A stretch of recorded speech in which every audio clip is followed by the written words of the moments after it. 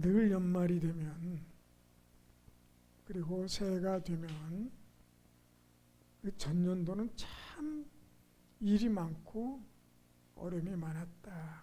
그렇게들 표현을 하지요. 그런데 정말로 2022년도는 그 말이 어울리는 해였나 보다. 그런 생각이 들을 만큼 참 다양한 일들이 각 처소에서 그리고 전 세계적으로 일어났던 일이긴 합니다. 우크라이나 소련 전쟁, 올해 시작된 그 전쟁이 거의 1년이 다 돼가는, 그러면서 단순히 두 나라만의 전쟁이 아니에요. 이제는 거기에 따르는 에너지, 전 세계가 에너지 공급에 어려움을 겪었어요. 그러니까 에너지가 가격이 급등해서 아주 전 세계가, 특히 유럽이 전기세, 난방비가 한 5배, 심하게는 10배까지 뛰었다. 그렇게 얘기를 하고 있어서요. 그래서 잘 산다고 하는 그 유럽이 올겨울에는 떤다. 그런 얘기가 있었습니다. 무서워서 못 키는 거예요. 생각해 보세요. 지금 보통 난방비를 얼마씩 내는지 모르지만 10배가 뛰었다. 그거 킬 수 있겠어요? 좀 추워도 그냥 두껍게 옷 입고 말지. 그리고 사는 겁니다. 어쩔 수 없이. 또 미국에는 인플레이션이 심하니까 그거 잡겠다고 또 환율을 올려가지고 이자를 올려가지고 전 세계가 또 환율 전쟁에 이자가 높으니 제일 심각한 타격을 받는 게 대출 받아서 집을 샀던 분들이 이 타격이 큰 겁니다. 이자가 장난 아니에요. 최소한 반 이상은 더 내야 됩니다. 저도 이자 내는 게 있어요. 그 전에 교회 짓고 아이들하고 사느냐고 집 짓고 했던 것이 아직도 지금도 그 대출 원금 못 갚고 이자를 갖고 있는 게 있거든요. 그러다 보니 그 이자가요, 보통 4%대였는데 지금은 거의 9%니까 2배 오른 거 아니에요. 그것만 해도 적은 게 아니란 말이에요. 이게 이제는 그 전 세계가 글로벌화가 돼서 어느 한 나라에서 일어난 일이 거기만 해당이 되는 게 아니에요. 전 세계적으로 영향을 받고 있어요. 그러다 보니 서로 대립하고 미워하고, 지금도 핵전쟁을 한 해 만에 3차 대전이 일어난 해 만에 지금 계속 이러고 있어요. 무슨 일이 일어날지 모르는 거예요. 거기다가 각 국가에서는 자원을 가지고 있는 나라가 그것을 무기화해서 살려면 돈 내. 특히 중국은 참 저거는 전 세계의 민폐 국가예요. 자원이 좀 있다고 전 세계 자원이 난다 그러면 그거 얼른 사들여 가지고는 그걸로다가 막 10배, 20배 막 튀겨가지고 그걸 팔아먹고 말이죠. 자기 멋대로 하고 말이죠. 지금 이게 최근 1년간에 벌어졌던 일들입니다. 참. 그게 이제 다른 나라 얘기고요. 우리나라는 또 어떻습니까? 최근 들어서 끔찍한 사고가 연거푸 터지잖아요. 대통령 선거로부터 시작해서 또 이태원 압사 사건, 이게 압사 사건이 전세적으로 우리나라만 있었던 건 아니고요. 다른 나라에서도 있었는데 우리로서는 처음 보는 사건이라는 거죠. 아니 그 전에도 있었어요. 우리나라에도. 그러나 이렇게 대형 인명사고가 난 것은 처음이다 보니까 좀 어려움을 겪는 거죠. 거기다 또 어제 그제죠. 과천에서 방음 터널에서 또 화재가 나서 5명이 사망하고 41명이 중경상을 입은 적은 사고가 아니에요. 인명사고가 나서 또 그런 어려움을 겪었죠. 자, 그런데 우리가 모르는 아주 주의해서 봐야 되는 이야기가 하나 있습니다. 그건 뭐냐면 환경 문제인데 특별히 곤충들이 사라지고 있다 하는 얘기입니다. 올리버 밀먼이라는 분이 최근에 책을 하나 냈는데 인섹타게돈이에요. 곤충이라는 말에 인섹트하고 아마겟돈이라는 단어를 합성한 단어 인섹타게돈이라고 하는데 그 책의 내용은 그렇습니다. 전 세계적으로 곤충들이 사라지고 있다는 거예요. 우리나라만 해도요. 최근에 벌이 78억 마리가 죽었다. 사라졌다. 이 벌들이 집을 나가면 집을 안 들어와요. 아니 집을 못 찾아요. 죽거나 나가서 빙빙 헤매다가 사라져버리고 말아요. 오래전부터 했던 얘기지만은 이 책에서는 그 얘기입니다. 농약 때문에 그럴 것이다. 그런데 사실은 오래전부터 환경과학자들은 말하기를 전자파 때문이다. 핸드폰. 이 전 세계적으로 전자파가 얼마나 많이 퍼집니까? 인공위에서 쏘는 전자파, 뭐 핸드폰 전자파, 뭐 인터넷 전자파 해가지고 뭐 말도 못하죠. 근데 이 벌들이 집을 나가서 들어와야 되는데 이게 전자파 하도 많아가지고 집을 못 찾는다는 거예요. 그래서 이 난리예요. 아마도 몇 년 사이에 곤충들의 90%가 죽을 것이다 라고 말합니다. 그럼 어떻게 되는 줄 아세요? 식량난인 거예요. 이 벌이 하는 일이 얼마나 많습니까? 혹시 꿀 좋아하시는지 모르겠는데 저도 오늘 저녁에 꿀을 좀 먹고 왔어요. 네. 꿀 얼마나 좋습니까? 사람의 몸에도 얼마나 유익하고 말이죠. 근데 그게 다 사라진다 생각하면 꿀이 문제가 아니에요. 이 꿀이나 나비가 돌아다니면서 이 하는 일이 무지무지하게 큰 영향을 주는 거예요. 뭘 하는지 알잖아요. 그걸 못한다고 생각해 보세요. 그러면 식량의 대부분이 우리 인간이 먹는 식량의 대부분은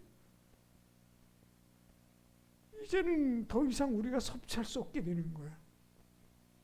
열매나 과일이 맺히질 않는 거니까요. 이런 문제가 우리들에게 닥치고 있다는 겁니다. 고민이 많아요.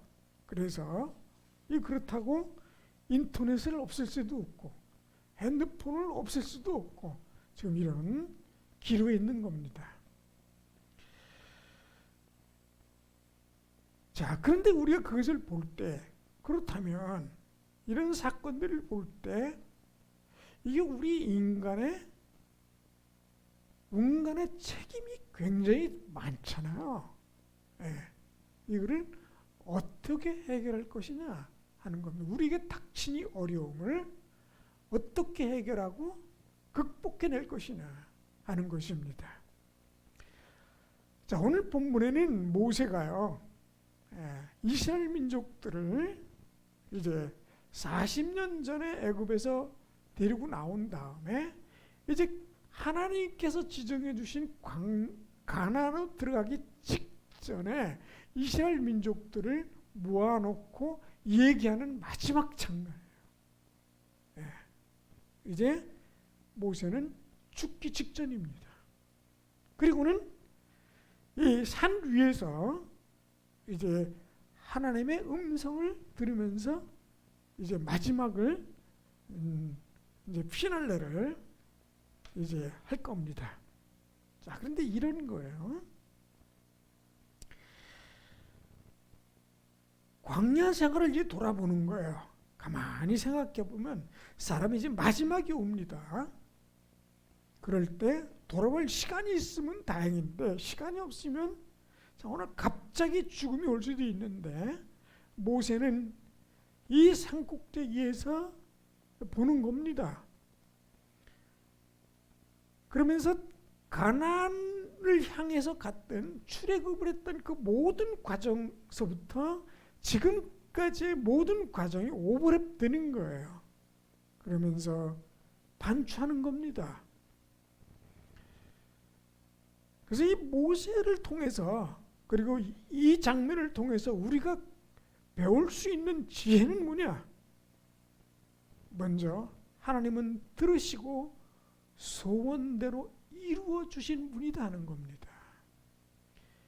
이렇게 되기 위해서 애굽으로부터 해방돼서 우리 땅을 갖고 싶다는 강한 열망을 가졌는데 이스라엘 민족들이 그 고통 가운데 뭘 했어요?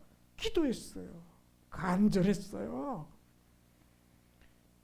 우리 조상들이요 36년 동안 일제의 치하에서 그렇게 간절히 바랬던 것 딱 하나예요. 독립이에요. 오로지 독립이었어요. 얼마나 많은 이들이 바랬어요.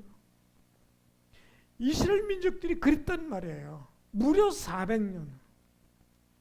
한 뭐 몇십 년은 좋았어요. 요셉이 있을 때는. 그러나 그 이후에는 아주 끔찍한, 아니 좀 잘 대해줘도 그게 힘든 거예요. 노예라는 삶이 그렇잖아요. 일본 사람들 항상 악다구니처럼 한 건 아니겠죠. 잘하는 사람도 있을 거고 바르게 한 사람들도 있을 거고. 그러나 뭐예요? 노예예요. 노예. 우리는 말할 거 없어요. 우리 거 다 뺏어가죠. 우리 문화 말살하려고 그러죠. 우리 한글 못 쓰게 하죠. 우리 이름 바꾸려고 그러죠. 얼마나 무례한 일입니까 사실은. 그런 거 하나하나가 다 싫은 거예요. 아무리 잘해줘도 싫은 거예요. 그런데 이들이 한 일이 있어요. 간절한 기도예요. 그런데 성경은 이렇게 말합니다. 하나님께서 그들의 그 아픔을 보시고 들으셨다. 하나님은요 우리의 아픔을 하시고 들으시고 해결해 주시는 하나님이신 거예요. 우리 하나님 그러니까 얼마나 좋으신 분이에요.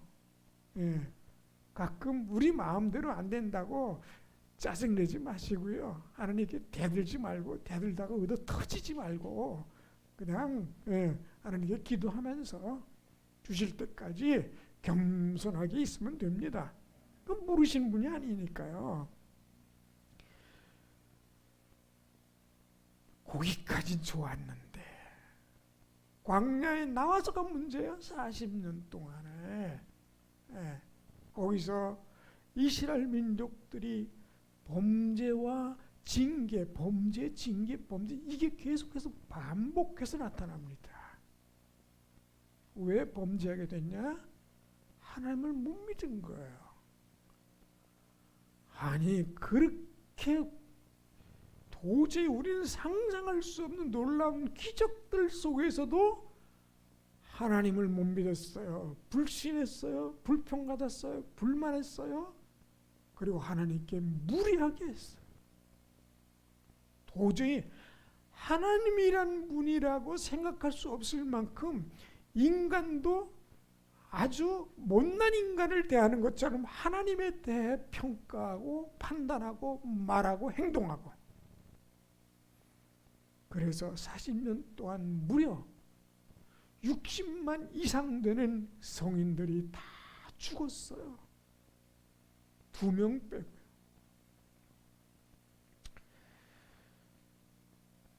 그리고 세 번째, 이 광야를 돌아보면서 세 번째로 우리가 깨달을 건 뭐냐면 하나님의 진정한 계획이 뭐냐는 거예요. 그것은 하나님의 자녀들의 축복과 구원입니다. 지금 우리가 광야같이 지날지 몰라요. 내가 지금 살아가는 모습이 광야 같은 곳이라고 생각할 수 있어요. 그러나 하나님은 그것을 통해서 조금 있으면 곧 축복과 구원, 그리고 가나안의 은총을 허락하실 것입니다. 그것이 하나님의 계획이라는 거예요. 예. 자, 그런데 이 모세가요, 산에 올라갔어요. 그랬더니 하나님께서 이렇게 하시는 거예요.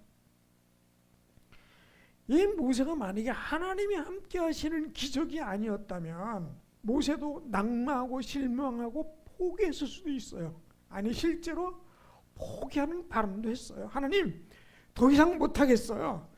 그냥 저를 죽여주시면 좋겠어요. 이렇게 고백할 정도니까요. 얼마나 힘들었을까요? 아무리 믿음의 용장이라도요, 이럴 때가 있어요. 가끔 우리가 믿음의 매너리즘에 빠져서 우울해서 힘들고 어려울 때 너무 깊이 침잠할 필요는 없어요. 자기 자신을 너무 책망할 필요도 없어요. 왜요? 하나님의 자녀들이거든요. 반드시 하나님께서 붙잡고 계시는 것입니다. 예, 나를 정죄하지 마세요. 너무. 예, 나를 너무 천막하게 대하지 마세요. 난 아주 하나님께서 끔찍하게 우리 자신들을 사랑하는 존재입니다. 예, 그렇게 나를 세뇌시키세요. 예. 어쩌면, 진짜 어쩌면 하나님께서 붙잡아 주지 않으셨다면 모세도 자살했을지 몰라요. 그렇게 아주 끔찍한 우울증에 시달릴 때가 있었거든요. 광야에서의 이스라엘 리더자였던 모세에게 있어서 순종은요, 정말 하나님께 진정한 순종인데도 불구하고 고통과 아픔, 슬픔이 가득했어요. 늘 그런 건 아니에요. 근데 불쑥불쑥 찾아와요. 누가 줘요? 이스라엘 민족들이 줘요. 배후에는 누가 있어요? 사탄이 있어요. 아주 집요한 사탄이 있어요. 이걸 이겨내야 돼요. 예. 아주 끔찍한 놈입니다. 자, 근데 성경은 이렇게 시작합니다. 신명기 34장 1절에서 4절 중반절까지 제가 읽을 테니까 한번 눈으로 따라서 보세요. 모세가 모압 평지에서 느보산에 올라가 여리고 맞은편 비스가 산꼭대기에 이르매 여호와께서 길앗 온 땅을 단까지 보이시고 또 온 납달리와 에브라임과 므낫세 땅과 서해까지의 유다 온 땅과 네벳과 종려나무의 성읍 여리고 골짜기 평지를 소알까지 보이시고 여호와께서 그에게 이르시되 이는 내가 아브라함과 이삭과 야곱에게 맹세하여 그의 후손에게 주리란 땅이라 내가 네 눈으로 보게 하였거니와. 우리가 솔직히 말하면요, 사람의 가시, 그러니까 눈으로 볼 수 있는 가시 거리가 얼마나 될 것 같으세요? 얼마까지 봐보셨나요? 바다에서는 좀 멀리 보이는데요. 그럼 우리가 이 평지에서 얼마나 볼 수 있을까요?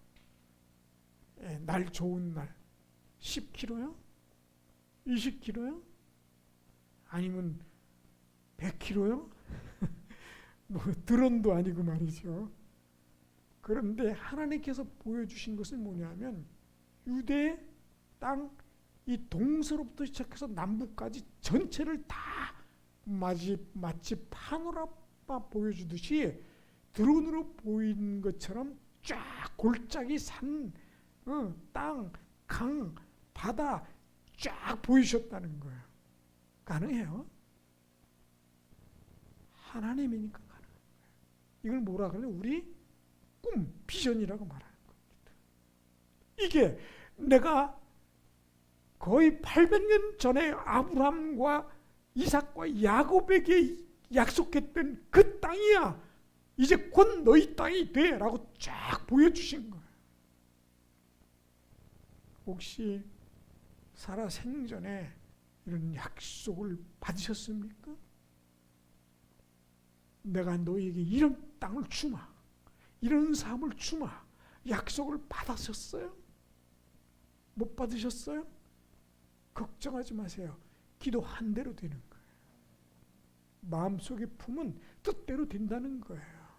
믿음은 보이지 아니하는 것들의 확실한 증거라고 했어요. 지금은 아니에요. 내가 보니 정말 내 땅은 한 평도 없어요. 나는 집도 없어요. 전전긍긍해요. 내 마음속에 있는 꿈은 큰 거예요. 그걸 보여주시는 거예요. 지금은 아니에요. 곧 들어갈 거예요. 곧 그건 내가 될 거예요. 양 좀 꿈을 좀 크게 갖지요. 앞으로 나는 150평짜리 아파트에 살 것이다. 아멘이 안 나오는 거 보니까 내 주제에 무슨 그러는 거죠. 예, 이해합니다.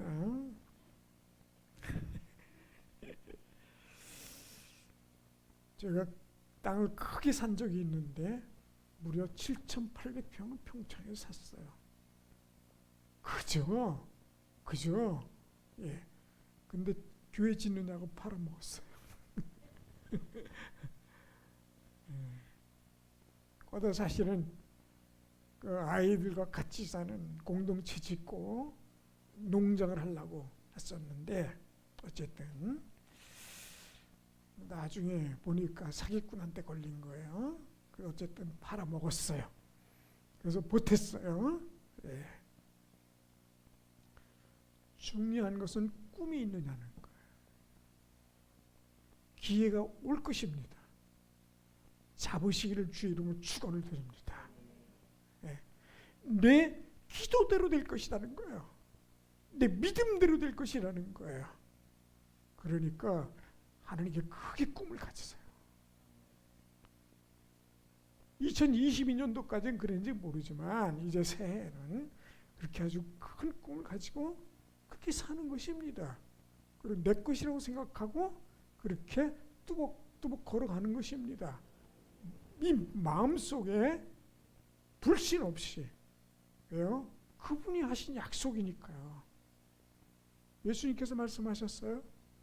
내가 믿음대로 기도한 대로 이루어진다고 그랬어요. 예. 자, 이게 바로 이 파노라마를 꿈을 보여주신 거예요. 그리고 모세는 이미 애굽에서 출발할 때부터 이것을 믿고 왔어요. 그리고 산꼭대기에서 봤어요. 그리고 믿음으로 하나님께 보여주신 거예요. 모세가 그렇게 간절히 바랬던 그러나 가나안은 들어가지 못했어요. 이 산에서 요단강 별로 넓지도 않아요. 평소에는요, 이 요단강이요, 그냥 작은 이 개천 같아요. 예, 특별한 경우에는 여름에 비가 많이 올 때는 큰 강이지만 그렇지 못할 때는 자그마한 개천 같습니다. 훅 지나갈 수 있어요. 물이 아니 많아도 상관없습니다. 그런 것들은 하나님이 함께 하시니까요. 그런데 그걸 보기만 하는 거예요. 얼마나 아쉬울까요? 얼마나 안타까울까요? 자기의 실수가 있었지만 이스라엘 사람들 때문에 그런 거예요. 형제요 같은 민족이지만 미움이 왜 없겠고 왜 아쉬움이 없었겠어요? 어쩌면 아쉬움을 달래기 위해서 산 위에서 그것을 바라보고 있었을지도 모릅니다. 하나님께서 그런 모세의 마음을 아셨을 거예요. 그리고 그런 말을 더 이상 모세가 말은 하지 않지만, 그리고 이 오기 전까지 하나님께 계속해서 기도했던 게 그거예요. 하나님, 제가 가나안에 발을 딛고 싶습니다. 그 가나안 땅을 들어가고 싶습니다. 그런데 하나님께서 그만, 안 돼. 더 이상. 오늘 우리가 읽었던 신명기 34장 4절 하반절에 이렇습니다. 너는 그리로 건너가지 못하리라. 아주 단언하셨어요. 그건 네 것이 아니야. 왜? 너는 나를 단 한 번이라도 너는 나를 믿지 못했어. 불신했어. 그겁니다. 우리는 너무도 자주 불신하고 의심하고 불평하고 불만하지요. 그런데 모세는 단 한 번의 실수로 이 축복을 누리지 못했어요. 지금까지는 그랬는지 모르지만 앞으로는 우리 마음속에 찾아오는 불신과 불평, 불만을 입에 떠올리지도 마세요. 그럼 하나님께 주시고자 했던 그 축복이 그 땅에, 그 현장에 내 발로 딛고 서지 못할 수도 있어요.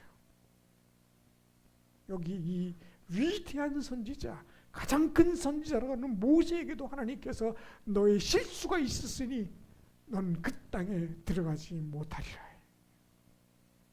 참 안타까운 장면이에요.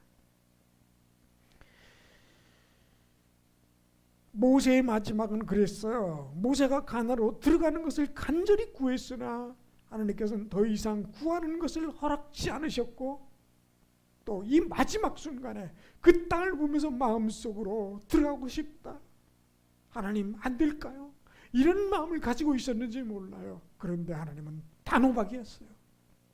아주 단호하셨어요. 안 돼.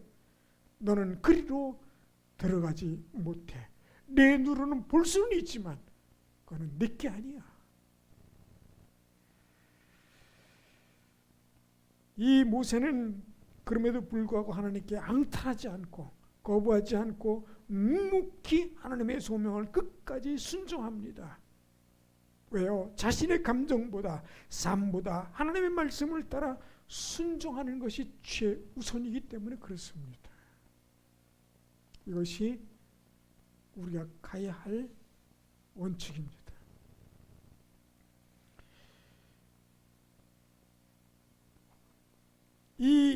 그 모세가 이 정도쯤 됐으면 얼마나 스트레스를 받았을까요? 아마도 보통 사람 같으면 암에 걸렸든지 병이 들었든지 큰일이 났을 거예요. 근데 성경은 어떻게 말합니까? 신명기 34장 5절 7절에 이렇게 말합니다. 이에 여호와의 종 모세가 여호와의 말씀대로 모압 땅에서 죽어 벳볼 맞은편 모압 땅에 있는 골짜기에 장사되었고 오늘까지 그의 묻힌 곳을 아는 자가 없느니라. 모세가 죽을 때 나이가 120세였으나 그의 눈에 흐리지 아니하고 기력이 쇠하지 아니하였더라. 아직 한참 일할 수 있을 때, 아직 정정할 때, 나이가 문제가 아니라 건강한 삶을 누리는 게 중요합니다. 요즘 100세 시대라고 그러죠? 예, 100세 충분히 사시기를 바랍니다. 네, 일찍 돌아가시고 싶으신가 봐요. 아멘 안 하시는 걸 보니. 예. 이 120을 살았는데도 눈도 흐리지 않고, 그리고 기력도 쇠하지 않고 팔팔합니다. 그럼에도 불구하고 하나님께서는 그의 생명을 취하시고 그가 어디에 묻혀 있는지 아무도 모릅니다. 만약에 모세가 묻힌 곳이 어디 있는 줄 알았다고 보세요. 이스라엘 민족은 어떻게 했을까요? 아마도 지금까지 예수님이 아니라 모세의 무덤이 어마어마했을 겁니다. 굉장했을 거예요. 어쩌면 그 앞에 제사하고 있을지 몰라요. 끔찍한 범죄를 짓고 있을 거예요. 하나님께서 아마도 그래서 그러시지 않았을까? 라는 신학자도 있습니다. 어쨌든 모세는 너무너무 아쉬움이 있어서 하나님께 간절히 기도했고 몇 번인가 기도했고 또 마음속으로는 끊임없이 요구했을 거예요. 몇 번 기록이 안 되어 있지만 하나님께서 마지막 죽으시는 이 모세가 죽는 그 장면 그 순간까지도 하나님께서는 그의 그 생각을 꺾으셨어요. 너는 이제 죽을 것이고 더 이상 그곳에 들어갈 수 없다. 그러면서 이미 수백 년 전에 아브라함, 이삭, 야곱에게 보여주시고 약속하셨던 것을 쫙 보여주시면서 너는 걱정하지 마라 하는 그런 위안을 주신 것입니다. 이제 보여주신 것, 그것이 하나님의 은혜입니다. 2020년도에 오늘 혹시 이따가 기도하실 때, 그리고 혹시라도 기도할 기회가 생길 때 하나님께서 앞으로 어떻게 할 것인지, 무엇을 할 것인지 파노라처럼 쫙 보여주시고 그 마음속에 큰 꿈을 가질 수 있기를 주의 이름으로 축원을 드립니다. 다 같이 기도드립니다. 주님, 저희들의 심령 가운데 큰 비전과 꿈을 허락하여 주시옵소서. 그 앞에 시련과 고통과 어려움이 있을지라도 결단코 입으로 불평하거나 불만하거나 불신하거나 또는 하나님의 말씀이 아닌 다른 것을 품지 아니하고 오직 순종하며 주님 앞에 순결한 믿음을 갖게 하여 주시옵소서. 그래서 그 마음 속에 그리고 그 눈에 파노라마처럼 보여주신 그 비전들을 이룰 수 있도록 이 땅에 하나님의 영광을 위해서 살게 하여 주시옵소서. 예수님의 이름으로 기도드렸사옵나이다.